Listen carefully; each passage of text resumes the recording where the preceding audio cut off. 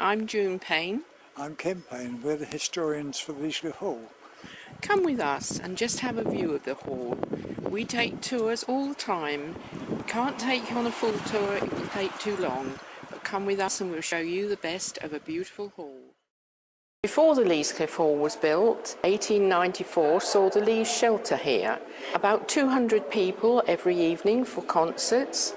It had a little veranda that jutted out over the cliff, and it actually extended to the same level as the dress circle rail in the new Leas Cliff Hall. The black pipes that you can see are actually the original air vents from the Leas shelter. We're now in the cafe bar area, which is beneath the pagoda, which was built in 1981 to replace the original entry, which was only a third of this size. The box office, of course, was down halfway down the stairs. There was no cafe bar. There were revolving doors either side of the original entry, and it matched the building outside in the cream-coloured terracotta. The box office was situated here. It was a little glass office and only room for one person. When people came into the old vestibule, they came in via revolving doors down the right-hand side, purchased their tickets and exited on the left-hand side of the stairs and through the revolving doors at the east end. And coming down the stairs, the big cloakroom was here underneath. That's now been changed to a bar. And the other bar, the small bar, is what they've used now as the entrance through to the car park. This floor was covered with armchairs and settees and small coffee tables, and they served hot meals, waitress service, even while the shows were on. Before 1981, when you were buying tickets, you could look straight through because the screen was not here. It was open plan right down to the hall. The screen came in and it has blocked off the view straight through. But this area was originally part of the old Leas shelter. The Leas shelter extended to the front rail of the dress circle.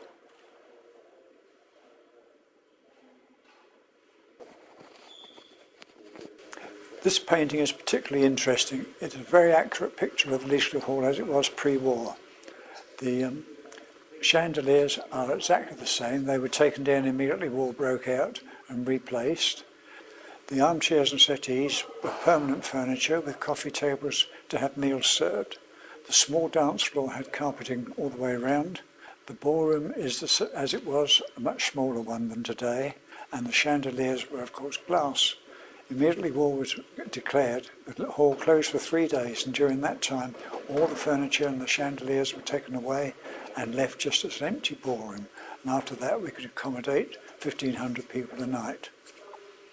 And you'll notice in the hall we have a reproduction of the egg and disc decoration that is on the exterior of the building.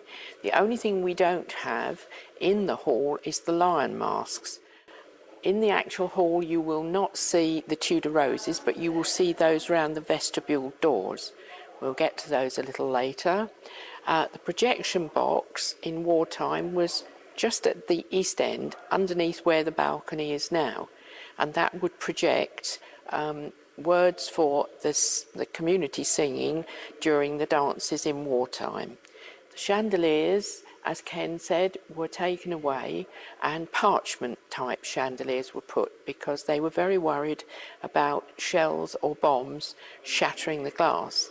But all the windows still remained just taped.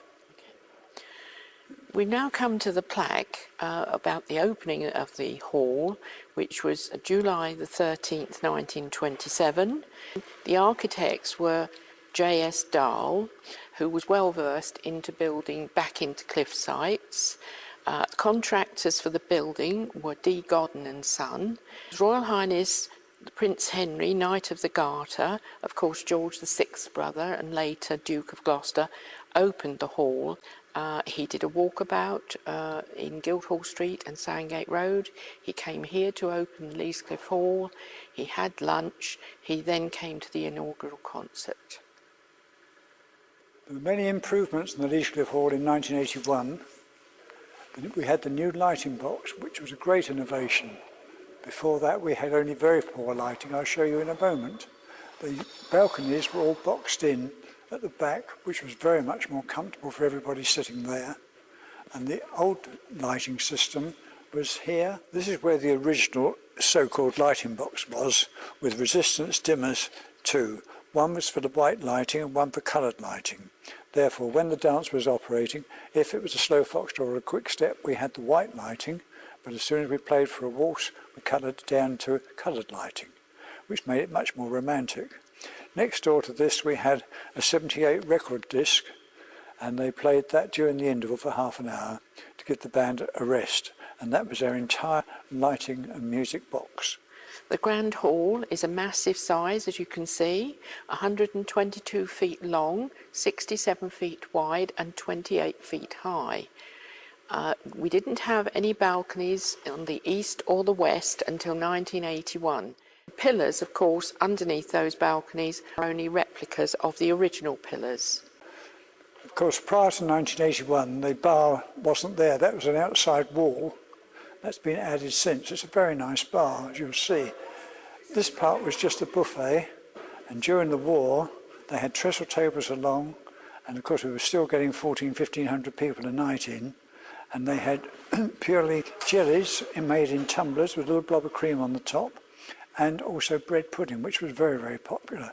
The jellies were 4p, and the bread pudding was 2p. Then apart from that, just tea and coffee. There was nothing else at all. But we did a tremendous trade in it. Once again, the bar here was an innovation from 1981. There was nothing like this until then. It was purely a food bar on the outside of here in the ballroom. But this is a very, very nice, comfortable bar, and of course people can come and sit on the balcony and drink and watch the boats go past. In the early days of the hall, the stage was much smaller. It's been built out considerably. Before that, it went from the blue curtains, and that was the width of the stage. The same as the ballroom. That was only that width and had carpeting around the sides. During the war, I was in the orchestra, and I sat at the back there as a drummer. And then, of course, it was just pure glass, and the glass was all taped with brown tape, and that was all. It didn't seem to dawn on me as a 17 years old that it wasn't a good place to sit. These are original bronze doors from 1927.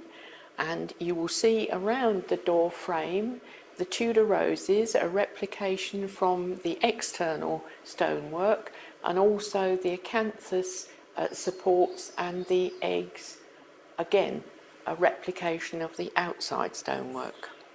Now we're in the corridor. Below the stage we have on the right hand side chorus boys and chorus girls dressing rooms, and on the other side dressing rooms for the stars of the show, all en suite now with internet access, television, DVD, whatever they want. And right at the end of the corridor is the green room for artists to rest between shows. On the right in this corridor are the chorus boys and girls toilets, and along here we have individual showers for after performance cleanliness. We've now arrived in the bar, which is the area which leads into the new Channel Suite Conference Centre, and above the door is the original date, AD 1927. That in fact looks like a plaster cast, but in fact it isn't.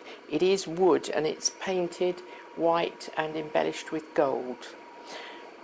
This is the original outside wall of the Leas Cliff Hall, and what appear to be alcoves now were once windows. Latterly this was the Sun Lounge and then the Channel Restaurant.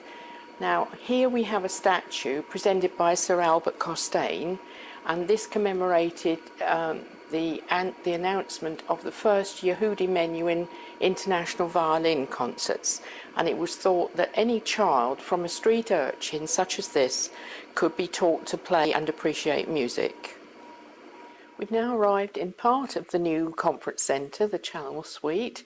This is the middle room, room number 2, and the largest of the 3.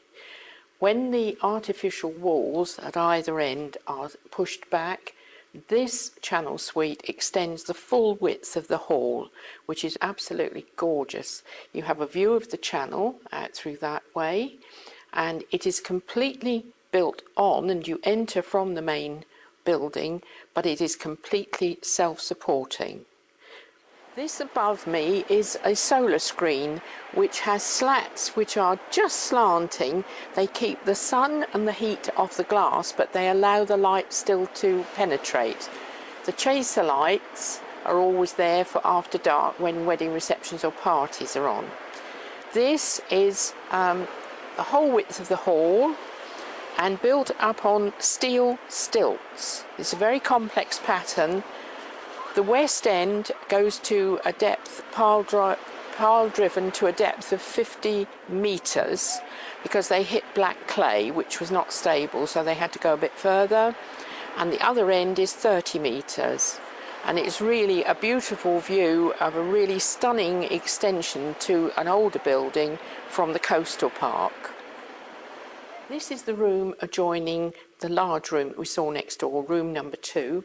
And as you see, that looks like complete wall, but it can actually be slid back, and then it opens up to this side so that a wedding reception or a party can have a dance or a disco in the evening.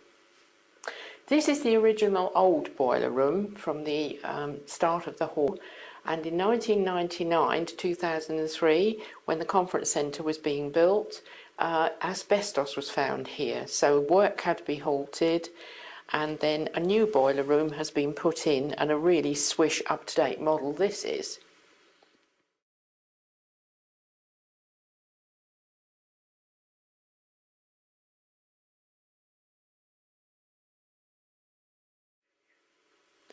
We're now in the Martello room, which is part of the new Channel Suite Conference Centre. This is one room that can be used for small parties or for meetings. It has a projector which is mounted there, which shines right across onto a full wall on the opposite side, giving real good scope for big meetings. This was the exterior wall of the old Sun Lounge prior to the rebuild.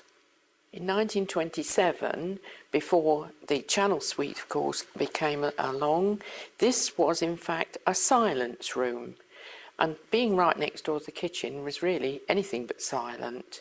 Next door to this was the reading room, where you could come and you could have a cup of coffee, sit and read your paper and relax, which was very nice. And later on, this all became, when the walls were removed, became the Sun Lounge, and later still the Channel Restaurant. We're now down into the new Channel Suite Conference Centre kitchens, considerably enlarged from the older version. When we do a tour, of course, for health and safety, we cannot bring the public, but because we're filming, we can actually show you the kitchens this time.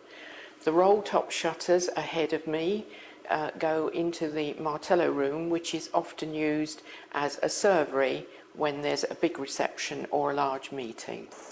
The old Leas shelter, you entered by slopes on either side of the hall, and the original slope is right at the top of this steps, and Leas shelter, you came in at this level that we have on the dress circle.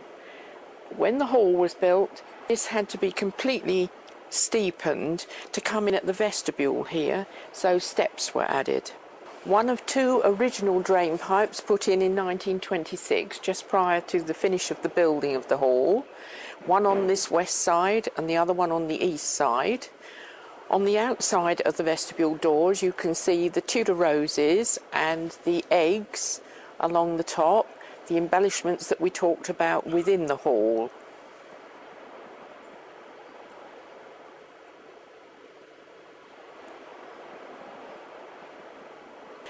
Above each of the vestibule doors, both east and west, you will see the Cinqueport's crest, supported by dolphins.